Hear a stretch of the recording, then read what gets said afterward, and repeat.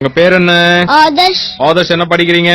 3rd standard. ஓ, என்ன கதை சொல்ல போறீங்க? வாயால் வந்த வினை கதை சொல்ல போறேன். சூப்பரா தம்பி, எல்லாரும் வாயை வச்சிட்டு சும்மா இருந்தா ஏன் பிரச்சனை இருப்பது? சரி, என்ன கதை?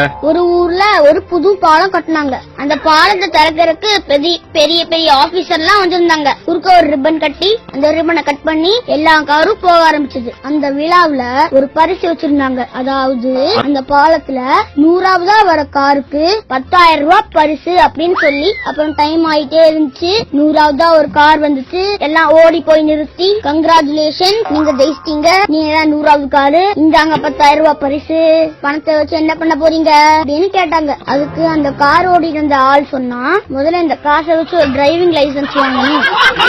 எல்லாத்துக்கும் ஒரே ஷாக்கு, அப்படியே ஷாக் ஆயிட்டாங்க.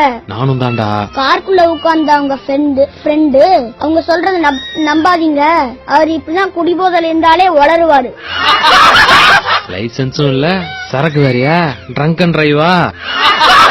ஆபீசருக்கு கோபம் வந்துருச்சு. ஏண்டா லைசன்ஸும் இல்ல, குடுத்துட்டு வர வண்டி ஓட்டுறியா அப்படின்னு கேட்டாங்க. காருக்குள்ள இருந்த இன்னொரு ஃப்ரெண்டு, அவன் அப்பதான் தூங்கி எழுந்தானா, அவன் சொன்னான், அதுக்கு தாண்டா அப்பவே சொன்னேன், ரோட்ல நிக்கிற காரு திருட வேணான்னு.